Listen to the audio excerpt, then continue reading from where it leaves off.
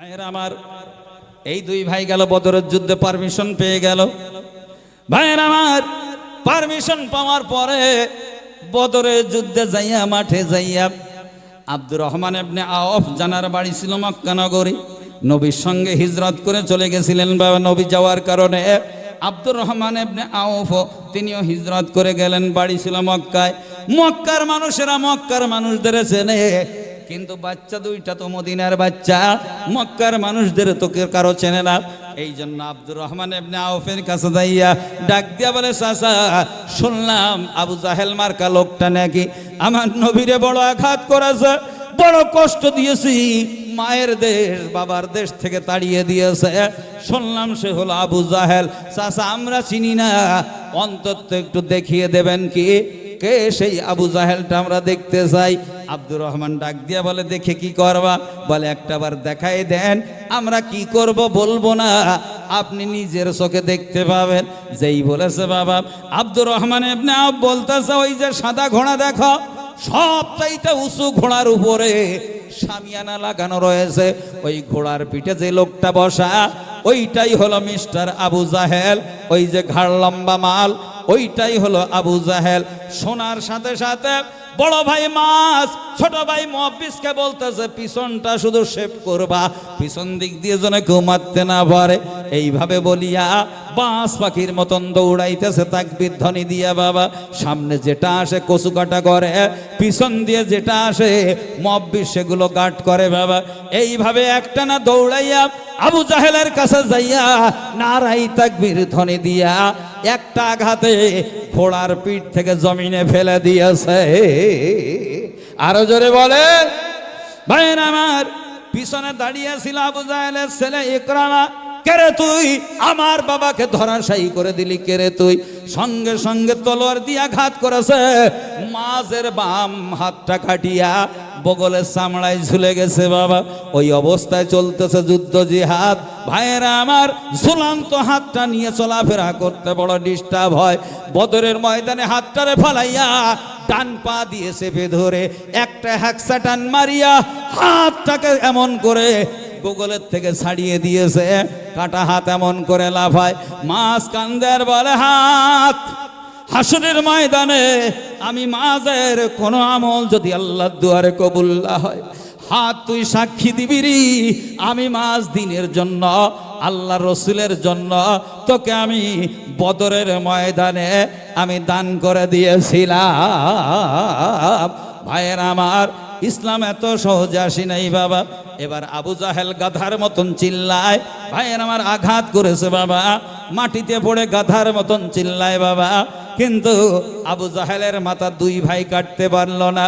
যারা জীবনের এত বড় ঝুঁকি নিয়ে, এত বড় রিস্ক নিয়ে যারা আবু জাহেলকে ঘোড়ার থেকে ফেলে দিল, মাথাটা কিন্তু তারা কাটি নাই বাবা।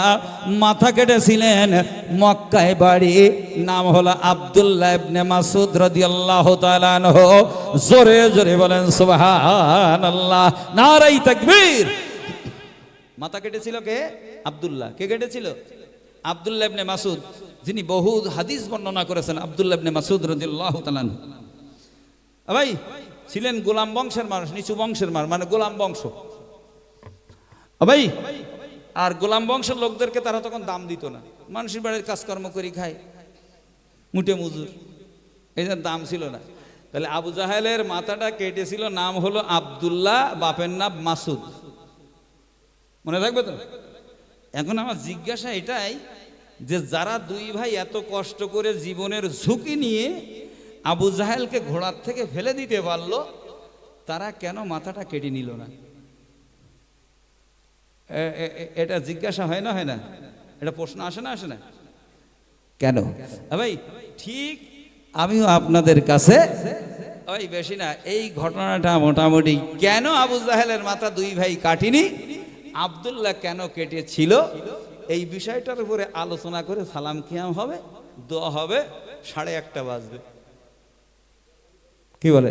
2 ঘন্টা প্রতিদিন বক্তি। আর আমি বিরাট অসুস্থ, আমি জীবনে কোনোদিন এলাকা কাজ করতে এসে বলিনি যে আমি অসুস্থ, বলেছি কি? বলিনি। কিন্তু আমি প্রায় 1.5 মাসের মতো অসুস্থ, পায় অস্বস্তি, মানে জ্বালা যন্ত্রণা। কি প্রবলেম হয়েছে আল্লাহই ভালো জানে, চিকিৎসাও চলতেছে।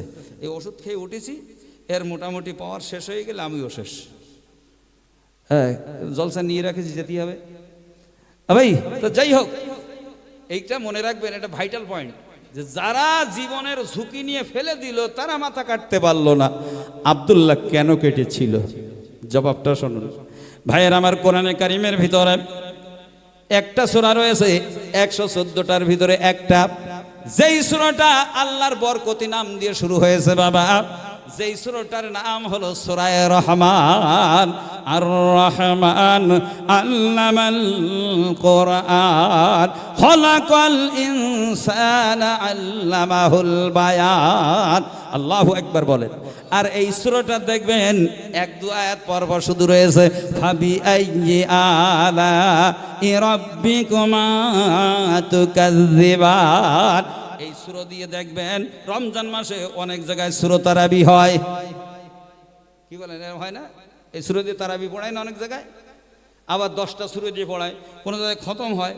হ্যাঁ, তবে বেশি অংশ ওই 10টা সূরা দিয়ে হয়, কোনো জায়গায় সূরা রহমান দিয়ে হয়। কারণ রহমান দিয়ে পড়লে খুব স্পিডে নামাজ শেষ হয়ে যায়। হ্যাঁ, আর রহমান আল্লামাল কোরআন খলাকাল ইনসান, আল্লাহ হয়ে গেল। আর রহমান একটা আয়াত, আল্লামাল কোরআন আর একটা আয়াত, খলাকাল ইনসান হলো 3 আয়াত। আল্লাহু আকবার। আর ওর সময় তো স্পিড থাকে খুব। আর রহমান আল্লামাল কোরআন খলাকাল ইনসান, আল্লাহ স্পিড কি দেখেছেন রে বাবা? হ্যাঁ, আর গত বছর পর্যন্ত তো 4G ছিল, এবার তো 5G-তে চলবে। কি বলেন? এবার 5G তারাবি হবে অনেক জায়গায়। আর যেখানে 5G হবে, 4G তারাবি যারা পড়াবে সেখানে লোক থাকবে না। চলো চলতেছে নেট, যেখানে 5G তারাবি সেই দিক চল। কি এই কথা ঠিক বলছে না বলবো? যেখানে দ্রুতগতিতে তারাবি হয় সেখানে এক ধরনের মুসল্লি হয় বাপ, 16 তারা পড়তে জানে না। ওই আবার ওই 4 রাকাত অন্তর একটা দোয়া আছে না, সুবহানাজিল মুলকি। ও ভাই, ও দোয়া কিন্তু সেটিয়ে দেশ বাবা অনেক অনেক অনেক লোকেরা বলো সেটিয়ে ফেলিয়েছে, মানে ও আর পড়ে না। আছে না বাপ? আমরা দাদা হুজুর পীর কেবলাকে ভালোবাসি, কি বলেন? আল্লামা হুজুরকে ভালোবাসি, কি বলেন? ভাই, আল্লামা হুজুরের নামাজ শিখে, আল্লামা হুজুরের মতন শিক্ষিত জ্ঞানী পণ্ডিত ব্যক্তি এ আপনাদের জীবনে আর দেখেছেন? বলতে হবে, আল্লামা হুজুরের মতন জ্ঞানী পণ্ডিত ব্যক্তি আজও দেখেছেন কেউ? হ্যাঁ, তাহলে তিনি যদি লিখে যায় নামাজ শিক্ষায় যে সুবহানাজিল মুলকি ওয়াল মালাকুতি পড়তেই হয়, তাহলে এই ভণ্ডগুলো কারা, যারা সেটিয়ে ছুটিয়ে বাদ যাচ্ছে কেটিয়ে কুটিয়ে? হ্যাঁ ভাই, তারা তো ভণ্ড। আর এই ভণ্ডদের কথায় যারা আল্লামা হুজুরের কথা বাদ দিয়ে, দাদা হুজুরের কথা বাদ দিয়ে তাই আমল করে, বুঝতে হবে আছে ডবল রাম ছাগল। হ্যাঁ, কেন দাদা হুজুর আল্লামা হুজুর এরা কি গাড়ল ছিল? ভারতবর্ষের মহাপণ্ডিত আমার দাদু হুজুর আল্লামা হুজুর, তানারা লিখে গেছেন কিতাব, এমন কিছু নাই যে সে অভাব তানারা পূরণ করে যায় নাই। সেটা বলেন সুবহানাল্লাহ, সুবহানাল্লাহ। হ্যাঁ, আর এখন কিছু ডিজিটাল হুজুর হয়েছে বাপ, এটা বাদ দাও সেটা বাদ দাও, শেষ পর্যন্ত বলে মার নাম মারও মা বলি ডাকা বাদ দে, ও বাদ দে। কি বলতে আম্মু বল, আম্মু, বুঝতে পারেননি? হ্যাঁ, এরপরে ড্যাডি বললি, বাপ ডাবটাও তুলে দেয় কিনা তাই চিন্তা করতে দিবা। ভাই, এক গোজাই মিল দেয়, এর দিকে যেন যাবেন না। যা আমরা পেয়েছি আগের থেকে পড়ে শুনিয়ে আসতেছি কিতাব অনুযায়ী, আমরা সেইভাবে আমল করব ভাই। ভাই, সুবহানাজিল মুলকি মালাকুতি পড়লে কি জাহান্নামে যেতে হবে? বুঝতে ও সেটিয়ে দাও। হ্যাঁ, সেই স্কুল মাস্টার বড় প্যান কিনে নিয়েছে রেডিমেড, এই নিয়ে দেখে বা মুটুমাত লম্বা, পা ছাড়াও মুটুমাত লম্বা। হ্যাঁ, তা চিন্তা করলো মুটুমাত যখন লম্বা, তা 1 হাত কাটটি বলি, তো 1 হাত কাটটি বলে বৌরি বলতে আমি পারবো না, আমি এখন ভালো চোখে দেখি নে, অন্যদিকে যাও। এইবার মেয়েটার কাছে খুবই তাই তুই করিস, বলতে আমার এখন পড়াশোনার চাপ, সামনে পরীক্ষা, পারবো না। বউ মারা যেই বলতে হাতখানি কেটে বাদ দিও, বলতে আমিও পারবো না। হ্যাঁ, আমি এখন সেলাই মেশিন টেশিন কিনেছি, অনেকের খেতামান্দুর রে সেলাই করতে হবে, আমার এখন সময় নেই। স্কুল মাস্টার দূর করে প্যান্টটা ছিঁড়ি ফেলে দিয়ে, হ্যাঁ ছুড়ি ফেলে দিয়ে গেছে স্কুলে। বাড়ি এসে প্যান্টটা খুঁজে খুঁজে পেয়েছে, পেয়ে এইবার পরিয়ে দেখে হাফ প্যান্ট। তুই সব বোনাস কেন? তো বউটা ডেকে হতে কী খবর রে? তা বলতে সেই তুই চলে যাওয়ার পরে চিন্তা করলাম স্বামী আমার অমান্য করলে অসুবিধে, স্বামীর পাত তলায় জান্নাত, তা আমি 1 হাত কেটে বাদ দিছি। তো তা নাই হলে এক হাত বাদ দিলে তো সমান সমান হবে ওই পর্যন্ত। ওই তা তো বইতে তারপরে মেয়ের ডেকে বইতে মেয়ে বইতে আব্বা আমি চিন্তা করলাম বাপের অক্ষতাও অমান্য করবো, তো আমি আর এক হাত বাদ দিচ্ছি মাঝে দেশ তা তো আমি জানিনি। বৌমা এসে বলতে আব্বা তুমি থেকে আমার নিয়ে এসছিলে, তাই আমি পরে চিন্তা করলাম শ্বশুরের কথা অমান্য করবো, আমিও এক হাত বাদ, এখন সে নেংটি হয়ে গেছে। এখন যদি আর একজন কেউ থাকতো তাহলে কাকালি পর্যন্ত দেখা যেত। এবার একদলের ডিজিটাল কিছু বেরিয়েছে, ওরা ছাট্টি ইসলামটারে নেংটি ব্যান জাঙ্গিয়ে করে ফেলে যাবে, আর কিছুদিন পর্বে ও বাদ দে। হ্যাঁ, এই জন্য দাদা হুজুর আল্লামা হুজুর যে মতপথ আমাদের দিয়ে গেছে, ইমাম আজম আবু হানিফা রহমাতুল্লাহ আলাইহি মাযহাবের মাসলাকের লোক আমরা কিন্তু ধাইন্দেল মাযহাবের লোক না, আমরা কিন্তু মাযহাব ব্যতিরিক্ত লোক না, আমরা আহলে সুন্নাত ওয়াল জামাত। আর দুনিয়ার সমস্ত আলেমের ঐক্যমত চার মাযহাবের লোক হলো একমাত্র সুন্নাত ওয়াল জামাত। যারা মাযহাব মানে না তারা সুন্নাত ওয়াল জামাতের কেউ না, বরং তারা দুশমন। কথা বোঝা যায়নি? ওই যদি বলে না আমরা পুরো কোরআন হাদিস মেনে চলি, বলবেন তাহলে এই 11,000 লাইনটা নিবি তোর বাপের বাড়ি, ট্রান্সমিটার হয়ে 220 নিছিস কেন? ডাইরেক্ট 11,000 মার নিলি তো তুইও থাকবি না, কোনো হাদিসও থাকবে না, কিছুই থাকবে না। কি বলেন? ওখান থেকে তো নেওয়া যাবে না। এই জন্য ভাই কোরআন আর হাদিস হলো এমন করে 33,000 ভোল্ট 11,000 ভোল্ট, ওখান থেকে নিলে তুমি বাঁচবা না। এই জন্য সেখান থেকে তার নামিয়েছে মাযহাবের ইমামগণেরা। সুবহানাল্লাহ বলবেন না? তুমি ডাইরেক্ট মারতে যাচ্ছ কোথায়? হ্যাঁ, এই জন্য চার ইমাম চার মাযহাব বরহক আমরা মানি। আমরা ইমামে আজম আবু হানিফা মাসলাকের মানুষ, তিনি যে রাস্তা দেখিয়েছেন আমরা সেই রাস্তায় চলি। তোমরা আমাদের কিছু বলো না, আমরা তোমাদের কিছু বলবো না। তুমি তোমার মতো বোঝোকে দাও, আমাদের অত বুঝতে হবে না। হ্যাঁ, হাত কোথায় বাঁধতে হবে না হবে, তোমার আব্বা জন্মের আগে তো আমরা বেঁধে আসতেছি। নাভির নিচে বাঁধতে হবে কি বুকের উপরে বাঁধতে হবে, এটা আমরা তোমার আব্বা জন্মের আগের থেকে তোমার দাদার জন্মের আগের থেকে চলে আসতেছে। কথা ঠিক বললাম না ভুল বললাম? ভাই যদি কেউ বলে যে আপনারা এখানে বাঁধেন, ঠিক আছে, কিন্তু আমি যে এখানে বাঁধি এটাও ঠিক আছে, তাহলে বুঝবেন ওরা আমরা ভাই ভাই, ওরা আর আমরা ভাই ভাই। যদি কি বলে যে আপনারা এখানে বাঁধেন নাভির নিচে, এটা ঠিক আছে, আমরা কিন্তু এই জায়গায় বাঁধি হুজুর, এটাও ঠিক আছে, তাহলে বুঝতে হবে আমাদের দলের লোক, কারণ চার মজাবে এক মজাবে আছে। হ্যাঁ, কিন্তু যদি কেউ বলে এইটে বাঁধা ঠিক আর এখানে বাঁধাবে ঠিক, তাহলে বুঝতে হবে বেজাতের কুজাতের অজাতের বেজুত। আমার একটা বলতে হুজুর এখানে বাঁধি না কেন আমরা জানেন? আমরা বুকি বাঁধি, কারণ বুকির নিচে হাট, এই জন্য সেখানে হাত বাঁধি, আর নাভির নিচে গু, এই জন্য আপনারা গুর উপরে হাত বাঁধেন। কত বড় জানোয়ার বুঝতে পেরেছেন? হ্যাঁ, তাহলে ক্রিটিসাইজ করলো না? এই জন্য এই জানোয়ারদের সাথে আমাদের কোনো সম্পর্ক নেই, কোনো সম্পর্ক নেই। কিন্তু যারা বলে এখানে বাঁধাটাও ঠিক এখানেও ঠিক, মনে করবেন এটা শাফি মাযহাব, ঠিক আছে। কি বলেন? কোনো গড়বড় নেই, কিন্তু ওরা ওইভাবে ফেকড়া বাঁধাবে, একড়া বাঁধাবে, তাহলে বুঝতে হবে এরা হচ্ছে এরা কি লা মাযহাবি বা আহলে হাদিস বা ইউটিউবের বক্তাদের ওয়াজ অনুসারী। বুঝলেন? হ্যাঁ, রাগ করবে না। এই জন্যই বা ইউটিউব বাজে যদি কিছু করো মরবা বলে আমার ভাই বলছিলেন, ইউটিউবের আলেমদের ভিতরে কোন জাত বোঝা যায় না। এই জন্য দেখতে হবে যে এই জাত যে ওয়াজ করতেছে কি সত্যিকারে আবু হানিফা হুজুরির মানে, দাদা হুজুর বসিয়াট হুজুরকে মানে। আগে যাচাই বাছাই করতে একটা দেল কাটি নিয়ে তুলে দিলাম সুদ দেখে, হবে না বলো? তাহলে একদম গন্ডগোল, একদম গন্ডগোল। ভাই আমি বুঝাতে চেয়েছিলাম যে মাথাটা আব্দুল্লাহ ইবনে মাসউদ কেন কেটেছে। সূরা রহমান নাজিল হলো ভাইয়ের আমার নবীদের জামানায়। আল্লাহর নবী দৈনন্দিন একটা মানুষের কাছ থেকে দৈনন্দিন কোরআন শুনতেন। বাবা, নবী যদি কারো কাছে কোরআন শুনতে চায় বুঝতে হবে তাহলে তার তেলাওয়াতটা কেমন। এটাই প্রমাণ যে রসুল তার কণ্ঠে কোরআন শুনে, তাহলে কি পড়া সে। ভাইয়ের আমার তদানীন্তন কালে নবীর জামানায় সুললিত কণ্ঠ আল্লাহ দিয়েছিলেন, আব্দুল্লাহকে দান করেছিলেন বাবা। এই জন্য প্রতিদিন আল্লাহ নবী বলতেন, আব্দুল্লাহ রে, তোমার কণ্ঠে কোরআন না শুনলে আমি নবীর ঘুম হয় না, তোমার কণ্ঠে কোরআন শুনলে আমার কলেজা ঠান্ডা হয়ে যায়, আমাকে একটু কোরআন শোনাও। দৈনন্দিন শোনাতেন বাবা। আর ওই জামানায়, নবীর জামানায় সব থেকে বড় মুফতি ছিলেন বাবা। নবীর জামানায় ফতুয়া দিতেন এই আব্দুল্লাহ, নবীর জামানায় ফতুয়া দিতেন। তাহলে কিরকম মশলার জ্ঞান বুঝতে পেরেছেন ভাইরা? সুললিত কণ্ঠ, মানুষ পাগল হয়ে যেত।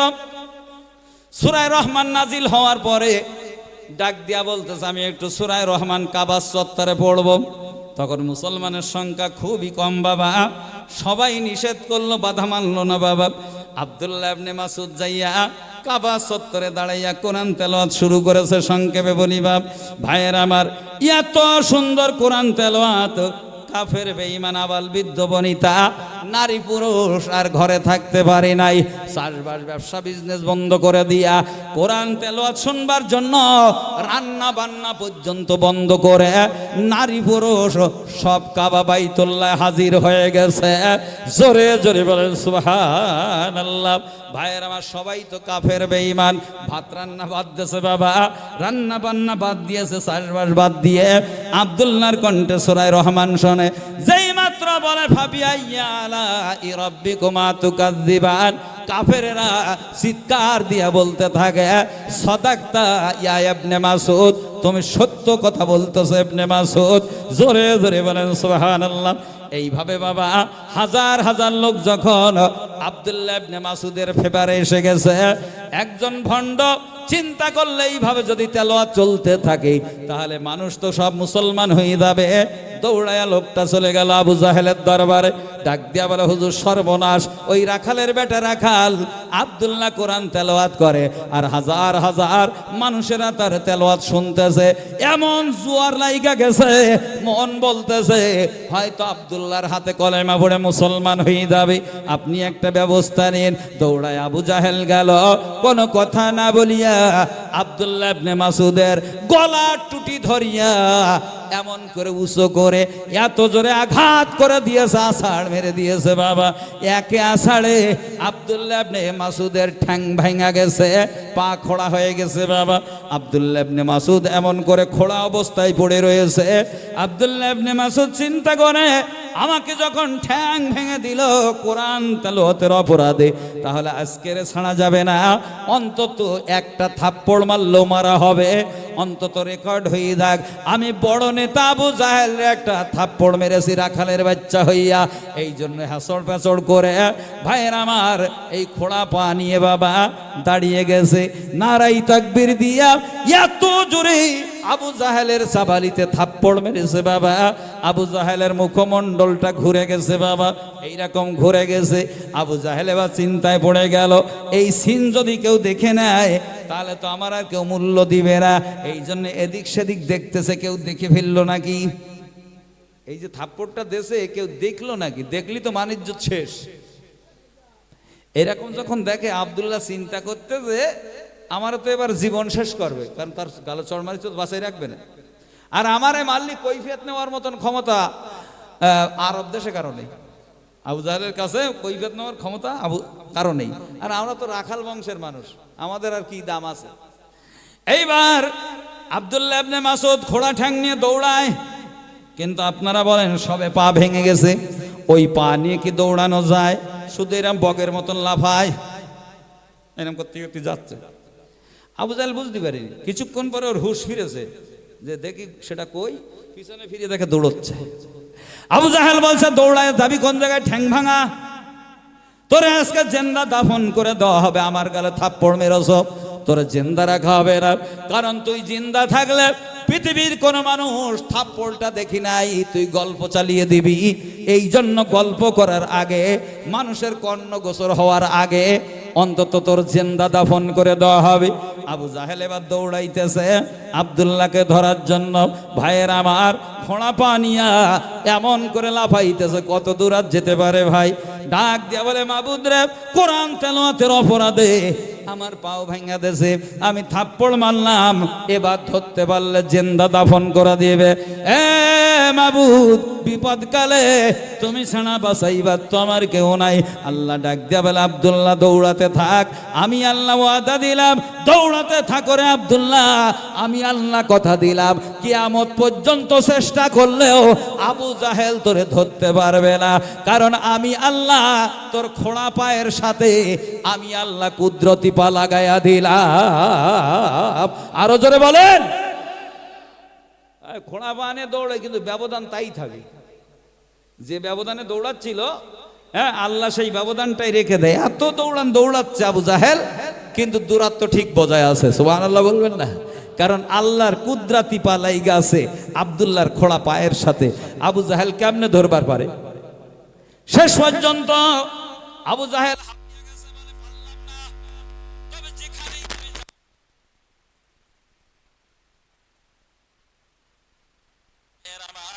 আব্দুল্লাহ ইবনে মাসউদকে যখন এই কথা বলেছে, আব্দুল্লাহ ইবনে মাসউদ আবু জাহেলের দিকে ফিরে আঙ্গুল উঁচু করেছে, বাম আঙ্গুলটা উঁচু করে ডাক দিয়া বলতেছে, বেঈমান, এই হেশেমের বেটা আবু জাহেল, মূর্খের বাচ্চা, তুই শুনে রেখে দে, আমি এমন করে মাসুদের বেটা আব্দুল্লাহ বলতেছি, এরপরে যদি কোনোদিন তোর সাথে আমার সাথে যদি দেখা হয়ে যায়, সেদিন আমি আব্দুল্লাহ তোর জন্য আজরাইল হতে পারি।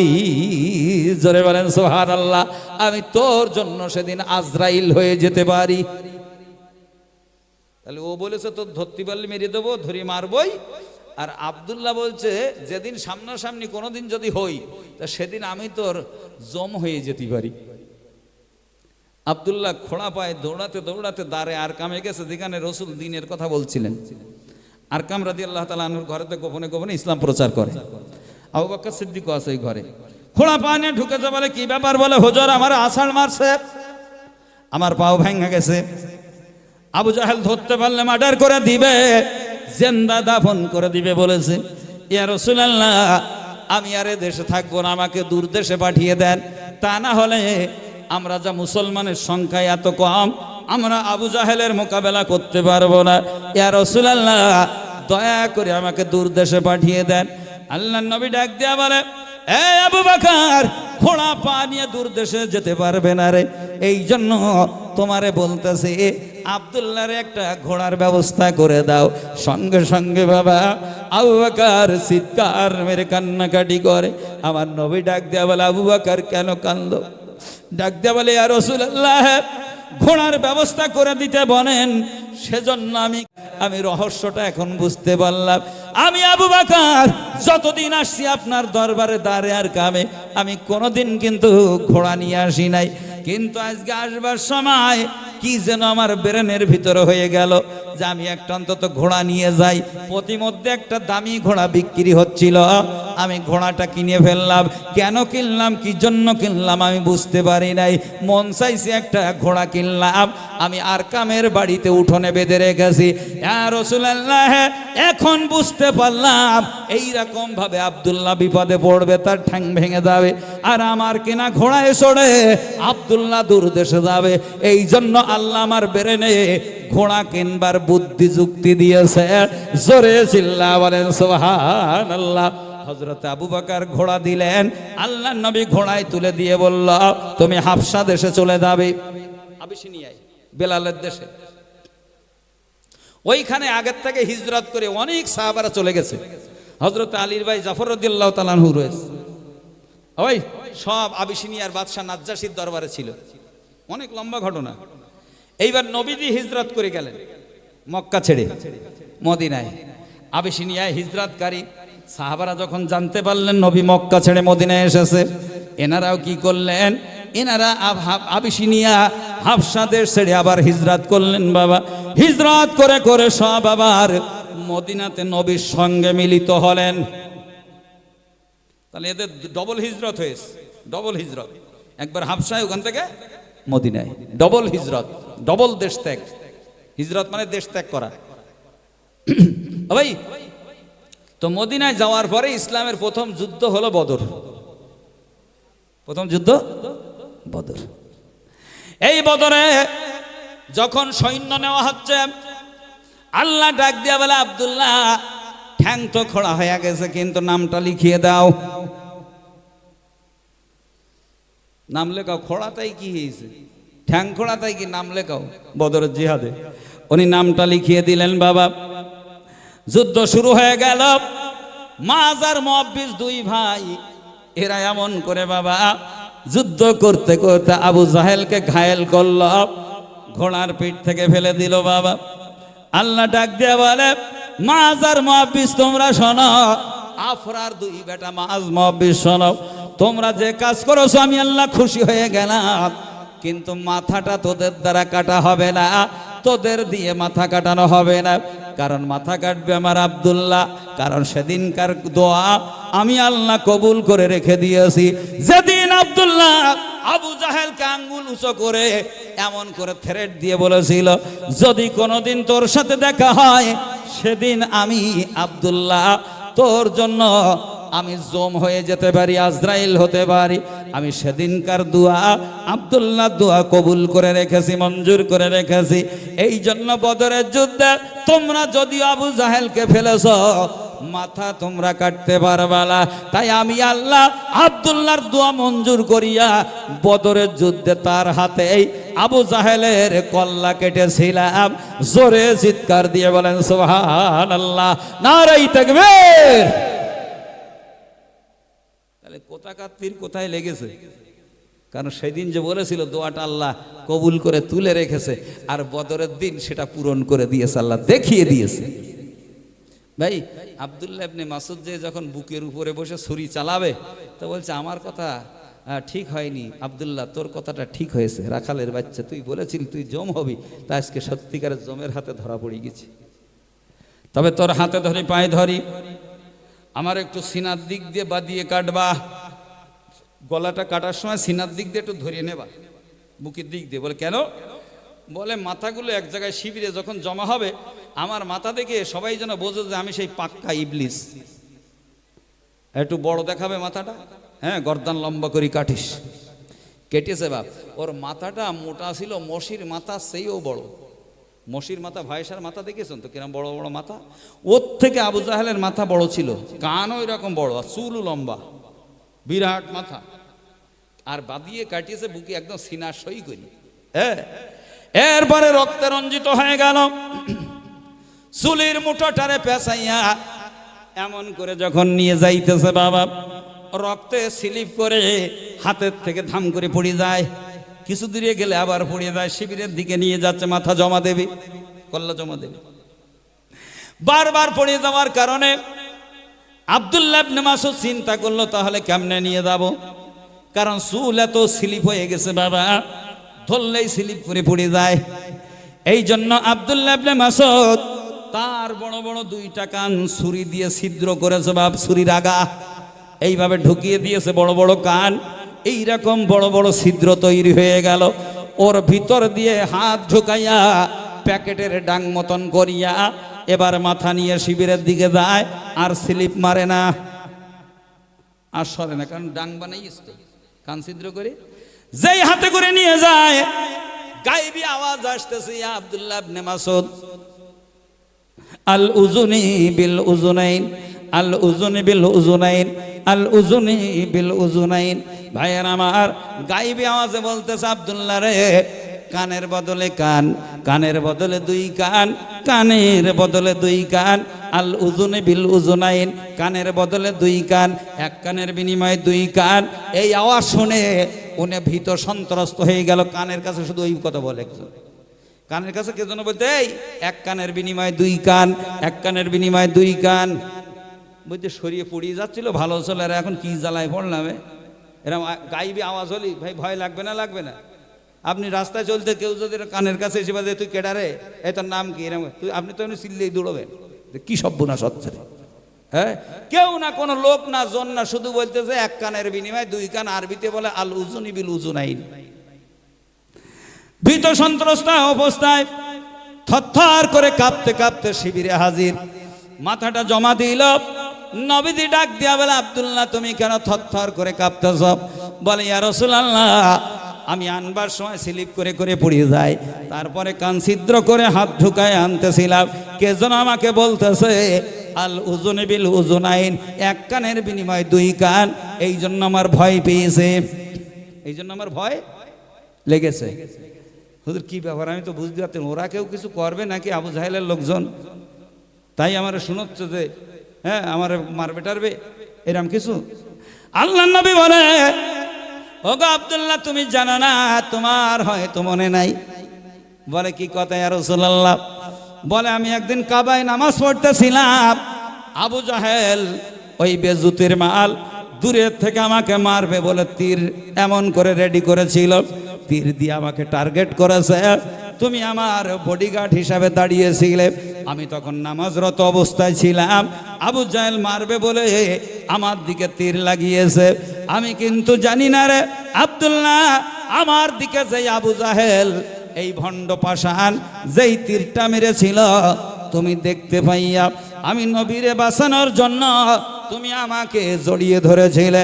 আবু জাহেলের নিক্ষিপ্ত তীর আমার গায়ে লাগি নাই, কিন্তু তোমার গায়ে লেগে তোমার কানটা ছিদ্র হয়ে গিয়েছিল। তীরটা তোমার কানে লেগে তোমার কান সেদিন ছিদ্র হয়েছিল, আমার গায়ে লাগি নাই। এই জন্য আল্লাহ তোমাকে গায়বী আওয়াজে বলতেছে, সেদিন তোর একটা কান নষ্ট করে দিয়েছিল, তার বিনিময়ে আমি আল্লাহ তোর দ্বারা আবু জাহেলের দুই কান ছিদ্র করে দিলাম। আরো জোরে বলা যাবে না? বদলা আদায় করে দিলাম। ভাই তাহলে আবু জাহেল মরেছিল বদরে, ওই কুয়ায় তাকে দাফন করা, আর আবু জাহেলের মাথাটা এই জন্য আব্দুল্লাহ কেটেছিল, আর কান দুটো এই জন্য ছিদ্র করে দিয়েছিল। ভাই সংক্ষেপে বলি ভাই, আর এক দুদিন পরেই আমরা আগামী ইনশাআল্লাহ আগামী সোমবারে হয়তো আমরা আল্লাহ চাইলে আমরা তারাবি নামাজ আদায় করব, বলে ইনশাআল্লাহ, আল্লাহ চাইলে। ভাই 4 রাকাত অন্তর দোয়াটা আছে, সুবহানাদিল মুলকি ওয়াল মালাকুতি সুবহানাদিল ইজ্জাতি ওয়াল আজমাতি ওয়াল হাইবাতি ওয়াল কিবরিয়াই ওয়াল জাবারুত, আছে না? একটু এরকম আমি যেরকম পড়তে এরকম পড়বেন, সুবহানাদিল মুলকি ওয়াল মালাকুতি সুবহানাদিল ইজ্জাতি ওয়াল আজমাতি ওয়াল হাইবাতি ওয়াল কিবরিয়াই ওয়াল জাবারুত, সুবহানাল মালিকিল হাইয়্যিল্লাযী লা ইয়ানামু ওয়া লা ইয়ামুতু আবাদান আবাদা, সুবহুন কুদ্দুসুন রব্বুনা ওয়া রাব্বুল মালাইকাতি ওয়ার রূহ। এইভাবে 3 বার পড়লে এটা ভালো সময় লাগে না? ভালো সময় লাগে। ভাই তাহলে সব বোঝা গেল কি বললাম না বললাম। আর আমারকে চলতে কিরাম বলেন দি ভাই, সবাই তো জানে না, 100 জন তারাবি পড়লে 90 জন দোয়া জানে না, অথচ ওরাও চালায়। এই জন্য আওয়াজ শোনা যাবে, শুধু 10 জন যারা জানে ওরা পড়বে, আর এরা শুধু গোজায় মিল দেবে, বাবা গোজায় মিল। এই জন্য আওয়াজ হবে কিরাম বলেন দি, প্রথমটা শুধু একটু বোঝা, সুবহানাল্লাহিল মুলকুল মুলকুতু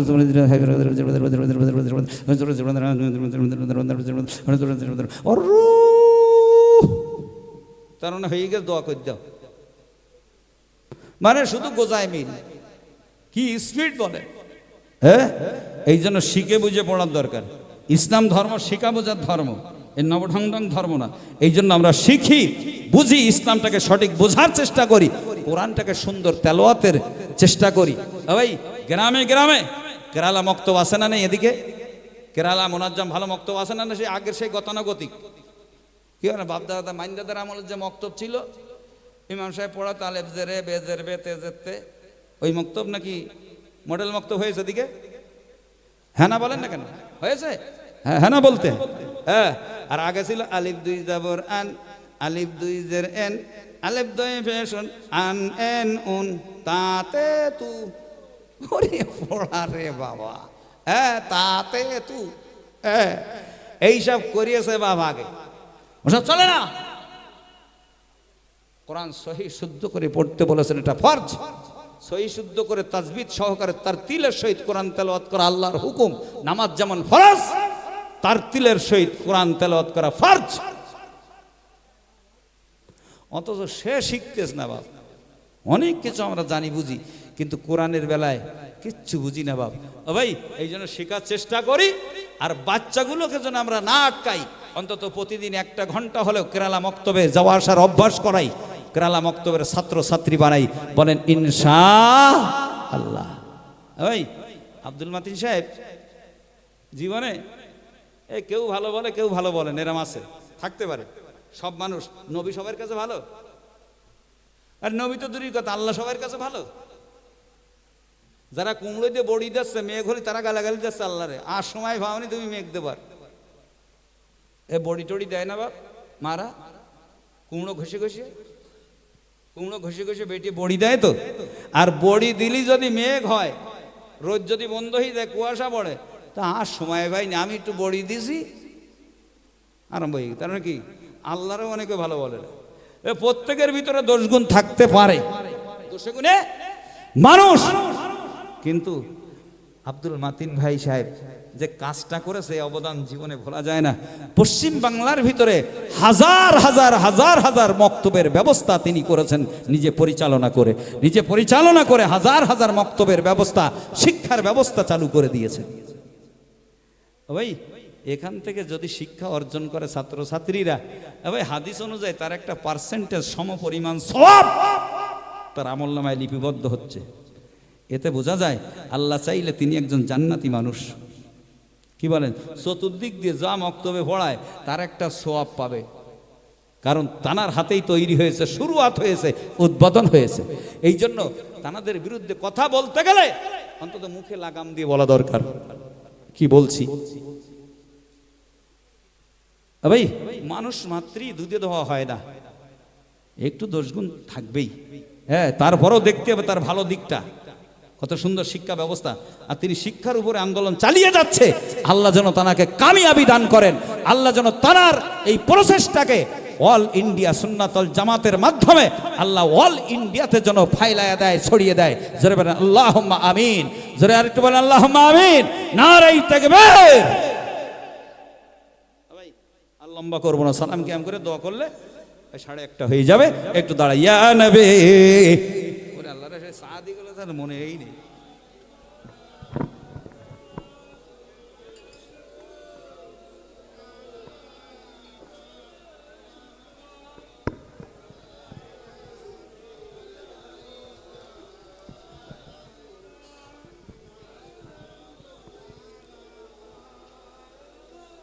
নবী না হয় দুনিয়ায়,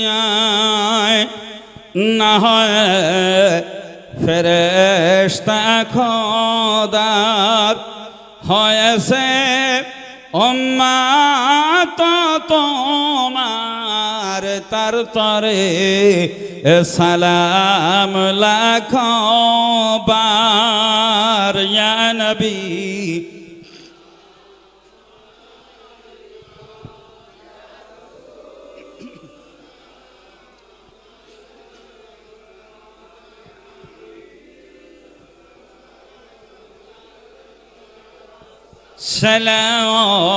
সালাতুল্লাহ আলাইকা, সাদ সরোজ আকাশে ভাসে, সে আলোয় হৃদয় না হাসে, এলে তাই হেন বরবি মানবের মনের আকাশে।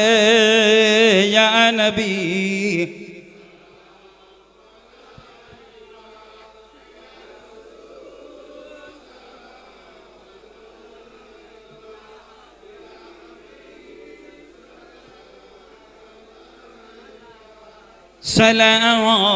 সালাওয়াতুল্লাহ আলাইকা।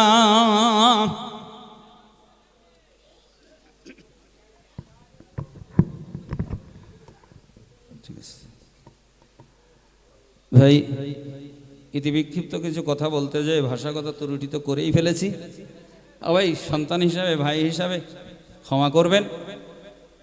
আর যদি কোরআন হাদিসের ত্রুটি বিচ্যুতি হয়ে যায়, আল্লাহ যেন মাফ করে দেয়, বলেন আল্লাহুম্মা আমিন। ভাই এখন দোয়া হবে, সূরা ফাতিহা 3 বার, সূরা ইখলাস 5 বার, বিসমিল্লাহ সহ পড়েন, কয়েকবার দুরূদ শরীফ পড়েন। তবে একটা কথা বলি ভাই, ভাই আমরা একসময় অভাবের কবলে আমরা পড়েছি বাপ। এখন তো সব বাচ্চারা ঘুমির থেকে উঠেই মক্কা মদিনা পেয়ে গেছে বাপ। অভাব কি জিনিস এটা তো বোঝে না। মাইলো ভুট্টা তো দেখিনি দিব। ওই তো বাপ সারাদিন কাজকাম করে মোটামুটি সকাল থেকে কাজকাম দেখতে গেছে, করতে গেছে, কাজ হয়নি, দুপুরবেলা একদম খালি হাতে বাড়ি এসেছে, কিচ্ছু না।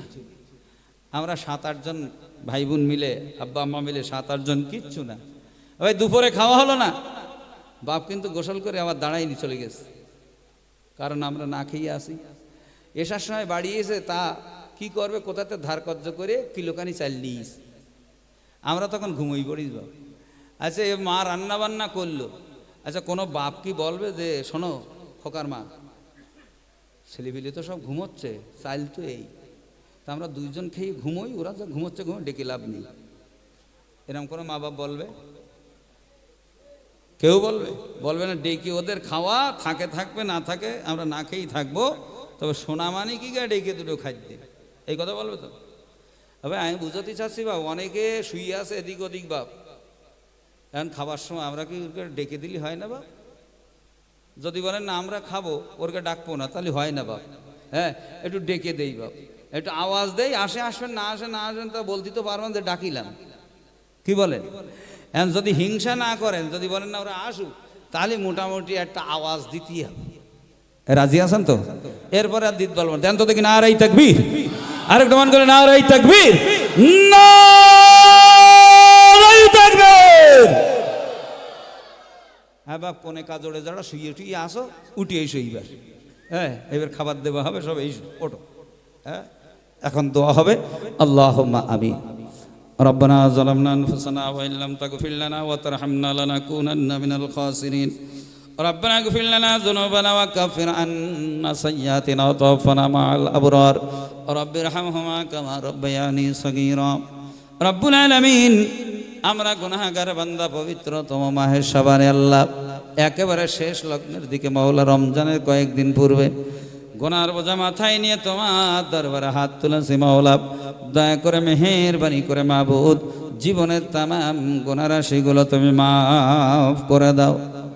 রব্বুল আলামিন, জানিয়া গুনাহ করেছে, না জেনেও করেছে, রাতের অন্ধকার দিনের উজালাতে আল্লাহ সগীরা কবিরা, জাহেরি বাতেনি, শিরকি বিদআতি, বহু অন্যায় অপরাধ করিয়া রে মাবুদ তোমার শাহী দরবারে হাত তুলিয়ে ক্ষমা চাইতেছি। আল্লাহ, আয় আল্লাহ, জীবনের গুনাহ তুমি মাফ করে দাও, আমাদের তুমি বেগুনাহ মাসুম বানাইয়া দাও।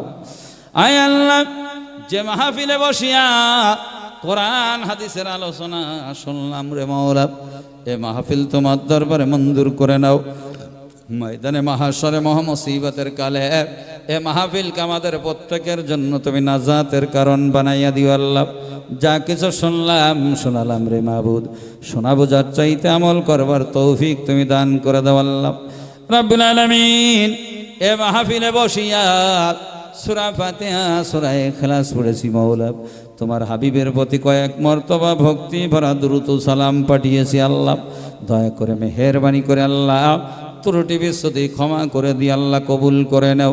যদি কিছু নেকি দিতে তোমার দয়া মর্জি হয়, সর্বাগ্রে নামদার তাজদারে মদিনা, দুলহায় মদিনা পরের কন্ডারি, শাফিউল মুজনাবিন রহমাতুল্লিল আলামিন শুইয়াছেন সোনার মদিনায়, আল্লাহ তানার কদম মোবারকের সবটুকুন তুমি পৌঁছায় দাও। তারি বাদে উম্মাহাতুল জননী সাহাবাই কিরাম, তাবিন তাবা তাবিন, আইম্মাই মুস্তাহিদিন, খোলাফায়ে রাশিদিন, সিদ্দিকিন, সালিহিন, যত আপনার মাহবুব বান্দা বান্দি বিদায় হয়ে গেছে আল্লাহ প্রত্যেকের আরহাফাকে সবটুকুন তুমি পৌঁছায় দাও। তারি বাদে আমরা যারা হাত তুলেছি মাবুদ, আমাদের কারো জনম দুঃখিনী মা, কারো বা জন্মদাতা পিতা, কারো দাদা, কারো দাদি, কারো নানা, কারো নানি, কারো জোড়ের ভাই, জোড়ের বোন, কলিজার টুকরা সন্তানাদি বিদায় হয়ে গেছে আল্লাহ প্রত্যেকের কবরে তুমি সব পৌঁছে দাও। কবরগুলোকে তুমি বেহেশতের বাগান বানাইয়া দাও।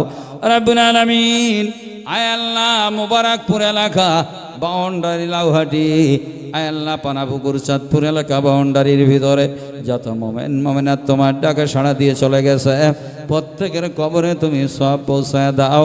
প্রত্যেকের কবরগুলোকে তুমি গোলাপ ফুলের বাগান বানাইয়া দাও। রাব্বুল আলামিন, এই মজলিসের ভিতরে কার মা আছে, কার মা নাই, কার বাবা আছে, কার বাবা নাই, আমি রিদাউল করিমের জানা নাই রে মাবুদ। মা হারা, বাবা হারা যারা হাত তুলেছে আল্লাহ প্রত্যেকের মায়ের বাবারে তুই মাফ করে দাও। রাব্বুল আলামিন, আমি অধম, আয় আল্লাহ আমিও বাবা হারা দুর্দেশে, আমার আব্বা শুয়ে আছে মাদ্রাসা মসজিদ প্রাঙ্গণে শুয়ে আছে মাওলা, আমার আব্বারে তুমি মাফ করে দাও, আয় আল্লাহ জান্নাতুল ফেরদাউস তার জন্য বরাদ্দ করে দাও আল্লাহ রাব্বুল আলামিন।